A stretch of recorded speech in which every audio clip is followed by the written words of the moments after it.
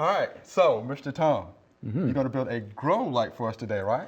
Yeah, I kind of refer to it as a grow stand, Okay. but yes, it's cheap, inexpensive to make. I went to a big lot, to a home improvement section and priced all the things it makes to make it, and it was like $26, $3 for the wood, $12 for the light, and $10 for the bulbs. So. Hey, I like cheap. Me too. You know, so that works for me. And it's really easy to do. One of the reasons to have them is, like I said, for starting seeds, like Chris mentioned at the beginning. If you got outdoor plants that you want to bring in, instead of putting them in the garage, you can put them under a grow stand so they get more light than they would in a garage. Most garages are really dark. And they're just something fun to do, really is. It's growing seeds, I just love growing seeds. I don't care about planting them, I just like growing them. Do you have to be a pro, though, to be able to put one of these together? Absolutely not. On a scale of 1 to 10, where 1 is raking leaves, 10 is building a greenhouse, this comes in about 1.5. 1.5? Okay, I think I can handle that then. And as I said, it's really easy. Now, we're going to use a 2x4, untreated 2x4. Okay. You don't want to bring anything treated in your house. Right. The 2x4 by 8 foot only requires 2 cuts.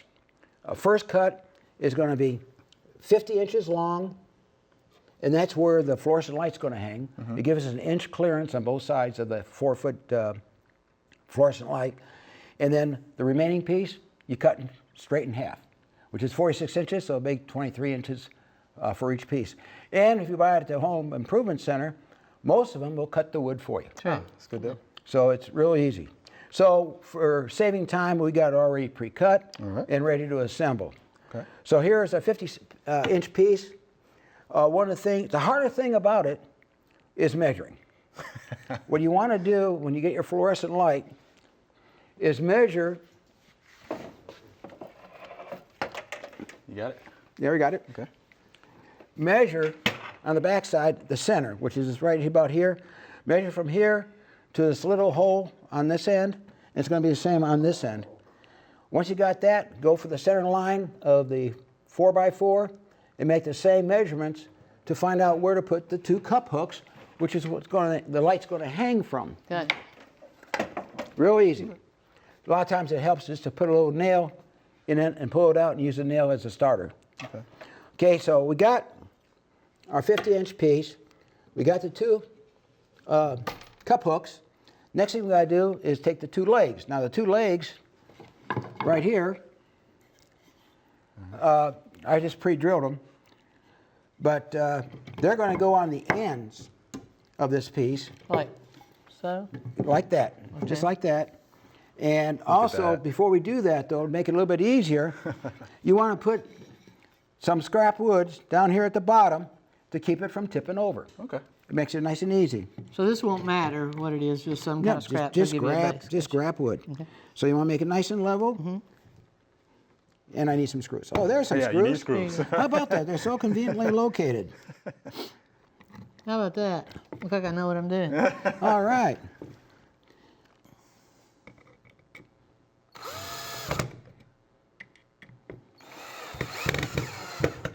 All right. Electric drill does make it easy. Yeah, that works.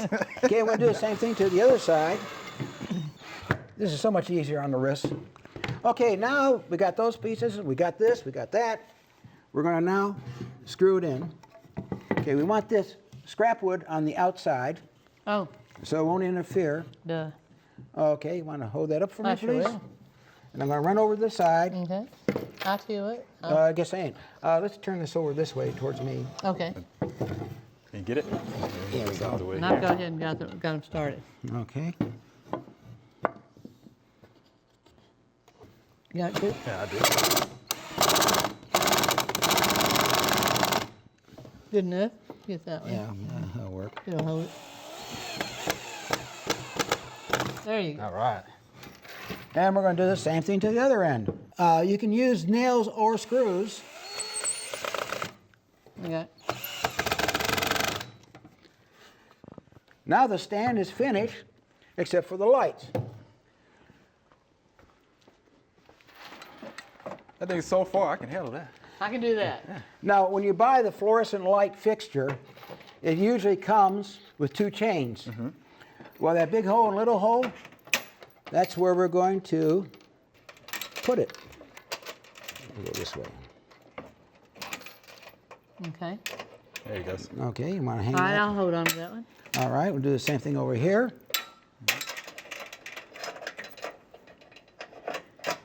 Like There it that. goes. And now you just hook that to the Cup cup hook. hooks. And because we measured fairly well, it should hang straight. I've got, There we go.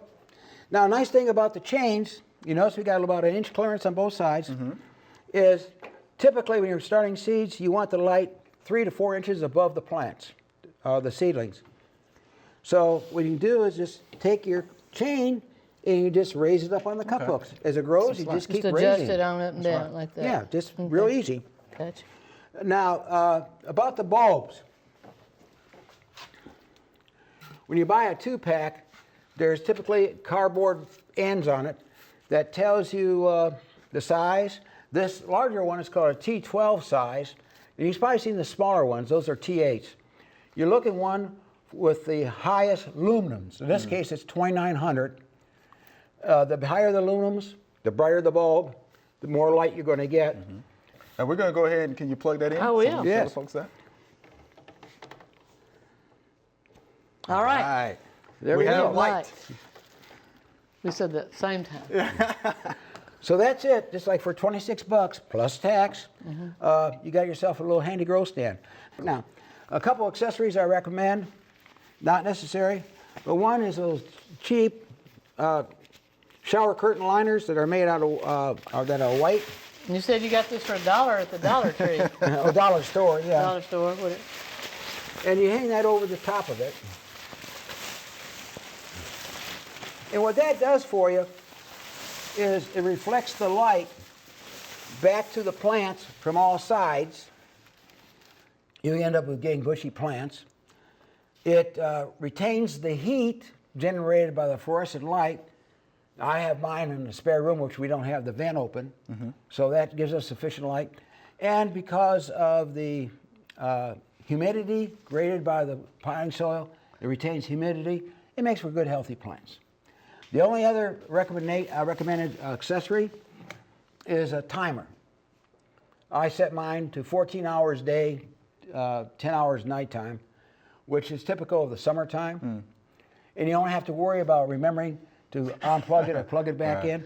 It does it for you automatically. The digital one has a battery backup, so if the power is lost, when the power comes back, it knows exactly what time it is. That's good. And keeps it at the same settings that you had it. Good thing. All right. Well, Mr. Tom, we appreciate that demonstration. Thank you. Now thank the you. folks can go out and build their own grow Easy, stand. easy, I like easy. it. All right. Thank you much.